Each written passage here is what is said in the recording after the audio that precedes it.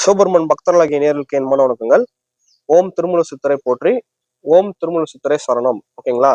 அதாவது திருமூலர் வந்து பாத்தீங்கன்னா 3000 பாடல்கள். இப்பதான் நம்ம 8 பாடல் வரைக்கும் கேட்டு இருந்தோம். இது 9வது பாடல் போறோம். அதாவது பாத்தீங்கன்னா 9 பாடலும் முடிச்சிட்டோம். 10வது பாடல்ல நம்ம இருக்கிறோம். இந்த 9 பாடல்லையும் சிவபெருமானோட தரிசனம் நம்மளுக்கு எப்படி வந்து சிறப்பா கிடைக்குதுங்க.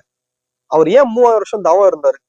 அந்த 3000 வருஷம் தவம் இருந்து பாடல் பண்றாங்கன்னா சிவபெருமான் அந்த அளவுக்கு ரசிச்சு ரசிச்சு அந்த இதுவிலேயே சிவபெருமான் கூட கலந்து அந்த மூழ்கி அந்த புண்ணியத்தையும் அந்த தவத்தையும் அந்த ஞானத்தையும் அந்த பாக்கியத்தையும் வந்து அவர் பெற்ற பேரின்பத்தையும் வந்து பாத்தீங்கன்னா மற்றவர்களுக்கு கொடுக்கணும்னு நினைச்சாரு திருமூல சித்தர். அது வந்து திருமூல சித்தரை வந்து நான் வணங்கினதுனால அவர் வந்து என் வாய் வழியா அதை சொல்ல வைக்கிறாரு. அந்த மாதிரி வந்து பாத்தீங்கன்னா அற்புதமா வந்து இருக்குதுங்க ஃபீலிங்ஸ். இப்ப நம்ம வந்து 10வது பாடலுக்கு வந்து போலாம் ஃப்ரெண்ட்ஸ். 10வது பாடல் போலாமா? பாடல் 10 பாயிரம் ஒன்று கடவுள் வாழ்த்து. சிவபெருமானை வந்து எப்படி அவர் வாழ்த்துறாரு, சிவபெருமானை நம்ம எப்படி தரிசிக்கிறோங்கிறத சொல்லக்கூடிய பாடலா 10வது பாடல் இருக்கு. நம்ம அந்த பாடலுக்குள்ள போலாம் ஃப்ரெண்ட்ஸ். ஓகேங்களா? நீங்களே கவனமா கேளுங்க. ஓகேங்களா? தானே இருநிலம் தாங்குவின்றாய் நிற்கும், தானே சுடுமங்கி ஞாயிறும் திங்களும், தானே மழைப்பொழி தையலுமாய் நிற்கும், தானே தடவரை தண்டகலாமே. ஓகேங்களா?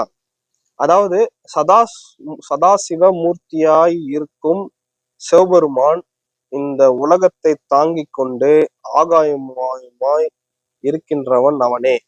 அதாவது சிவபெருமான் வந்து பாத்தீங்கன்னா பஞ்சபூதத்துல வந்து ஆகாயம்னா வெட்ட வெளியா இருக்குது. அப்படியே பார்க்க ஸ்பேஸ் நம்ம பார்த்தா அப்படியே ஆகாயம் வந்து தெரியுது, அப்படியே ஸ்பேஸ் மாதிரி இருக்கு. அதுக்குள்ளதான் மேகம் இருக்குது, அதுக்குள்ளதான் காத்துக்குது, அதுக்குள்ளதான் நெருப்பு இருக்குது. அதுக்குள்ளதான் வந்து பாத்தீங்கன்னா ஒரு டப்பால வந்து நம்ம அடைச்சு வச்சா எப்படி வந்து ஒரு மிளகுத்தூள் போடுவோம், சர்க்கரையை போடுவோம், உப்பு போடுவோம் மாதிரி அண்ட சராசரமும் வந்து ஆகாயத்துல தான் வந்து அடங்கி இருக்குது. அப்பேற்பட்ட ஆகாயத்தை உடையவன் வந்து சிவபெருமானே அப்படிங்கிறத சொல்லி கொண்டிருக்காரு. அவனே சுடுகின்ற அக்னியும் சூரியனும் சந்திரனும் உள்ளான். அதாவது பாத்தீங்கன்னா அவனை சுடுகின்ற வந்து அக்னியும் சூரியனுமாயும் உள்ளான். அதே மாதிரி பாத்தீங்கன்னா சிவபெருமானே வந்து குளிர்கின்ற சந்திர பகவானமாவும் உள்ளான் அப்படிங்கறத வந்து சிவபெருமான் சொல்றாரு. இதை கேட்க மோஸ்ட்லி எப்படி இருக்குது ஞானம்? அதாவது ஆகாயமா பறந்து விரிந்து இருக்கிற உலகத்துல வந்து பாத்தீங்கன்னா அக்னிமாயும் சூரியமாயும் இருக்கிறா, சந்திரனமாவும் இருக்கிறான்னு சொல்ல மோஸ்ட்லி அப்படியே நம்மளுக்கு ஒரு விதமான மயக்கம் ஏற்படுதுங்க கேட்க மோஸ்ட்லி. மயக்கம் நான் சொல்றேன். ஏன்னா சிவபெருமானை தரிசிக்கிற அந்த மயக்கம் வந்து வந்து மயங்குது. என்ன செய்யறதுன்னு தெரியாம இசையில இயங்குற மாதிரி அது வந்து ஒரு மாதிரி மயங்குது. ஓகேங்களா? அவனே அருள் பொழியும் சக்தியுமாய் இருக்கின்றான். அவனே விசாலமான மலையுமாய் குளிர்ச்சியுமான கடலாகவும் உள்ளான். ஓகேங்களா? அதாவது அவனே அருள் பொழியும் சக்தியுமாய் இருக்கின்றான். அவனே விசாலமாக மலையுமாய் குளிர்ச்சியுமாய் கடலுமாய் உள்ளான். அதாவது இது புரியுதுங்க. ஃபர்ஸ்ட் வந்து சிவபெருமான் வந்து பாத்தீங்கன்னா இந்த உலகத்தை தாங்கி கொண்டு ஆகாயமா இருக்காரு. அதே மாதிரி அக்னியாவும் சூரியனாவும் இருக்கிறாரு இந்த ஆகாயத்துக்குள்ள தானே வந்து நெருப்பு இருக்கு. ஆகாயத்துக்கு வெளியே வெளியே வந்து அதுக்கு மேல ஒரு ஆகாயம் இருக்கும். சூரியன் சக்தி மேல அது நெருப்பு சக்தி தானே. நெருப்பு சக்தியை விட வந்து ஆகாய சக்தி தான் வந்து பெருசு. நீர் நிலம் நெருப்புல வந்து ஆகாயம் தான் ஸ்பெஷல்னால ஆகாயத்துக்கு அப்புறம் தான் சூரியனும் நெருப்புமாய் இருக்கிறவர் வந்து சிவபெருமானே இருக்கிறாருங்கிறத சொல்றாரு. ஆகாயமாவும் இருக்கிறாருன்னு சொல்றாரு. அதே மாதிரி குளிர்ச்சியான நீராவும் இருக்கிறாரு. எல்லாருக்கும் அருள் பாலிக்கிற சக்தியுமாவும் இருக்கிறாரு.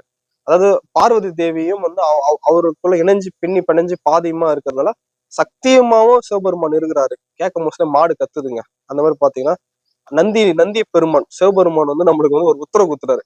ஏன்னா மாடு அங்க இருந்து கத்துது மா அப்படின்னு சொல்லிட்டு. அப்ப வந்து பாத்தீங்கன்னா சக்தியுமா இருக்கிறாரு. சக்தியும் சிவனுமா இணைந்து இருக்கிறதுனால சக்தியோட பொறுப்பையும் அவர் ஏற்றுதான் நடத்துறாரு அப்படிங்கிறதையும் சொல்றாங்க. அவனே வந்து பாத்தீங்கன்னா விசாலமான மலர்ச்சியாகவும் குளிர்ச்சியான கடலாகவும் உள்ளான். அப்படிப்பட்டவன் சிவபெருமானே. ஓகேங்களா? அப்படிங்கிறத சொல்றாரு ஃப்ரெண்ட்ஸ். ஓகேங்களா? கண்டிப்பா இந்த பாடல்ல வந்து பாத்தீங்கன்னா சிவபெருமன் அருளாலும் திருமுருள் அருளாலும் கண்டிப்பா வந்து பாத்தீங்கன்னா நம்மளுக்கு வந்து ஒரு விதமான மதிமயக்கம் ஏற்பட்டுச்சு. ஒரு ஞான நிலை அடைஞ்சிச்சு. சிவபெருமன் வந்து ஆகாயமா இருந்து நீருமாயும் நெருப்புமாயும் சூரியனாவும் இருந்து அருள் பாலிச்சு வந்து கொடுக்குறாரு. அதே மாதிரி பாத்தீங்கன்னா அவரோட அருளாளர் வந்து கடலாவும் இருக்கிறாரு, மலையாவும் இருக்கிறாரு, நீர்நிலம்னு சொல்லிட்டு பஞ்சபூதத்தமாவும் இருக்கிறாரு. ஆகாயத்துக்கு அப்புறம் தான் எல்லா பஞ்சபூதங்களும் கட்டுப்படுத்துது. அதனால ஆகாயத்துல வந்து பஞ்சபூதங்களை வந்து மகம் இறைவன் இருக்கிறார் என்பதை வந்து சொல்றாங்க. இது நம்ம வந்து திருமந்திரத்தை வந்து முதல் பாடல்ல சொல்றாங்க. இறைவன் வந்து 5வது பஞ்சபூதமாகவும் இருக்கிறார் அப்படிங்கறத சொல்றது வந்து இந்த பாடல் வந்து பஞ்சபூத தரிசனமா வந்து அவர் வந்து சிறப்பா சொல்றாருங்க. அது நம்மளுக்கு மயங்கிற மாதிரி இருக்கு. திருப்பி கூட நீங்க வீடியோ வந்து கேளுங்க.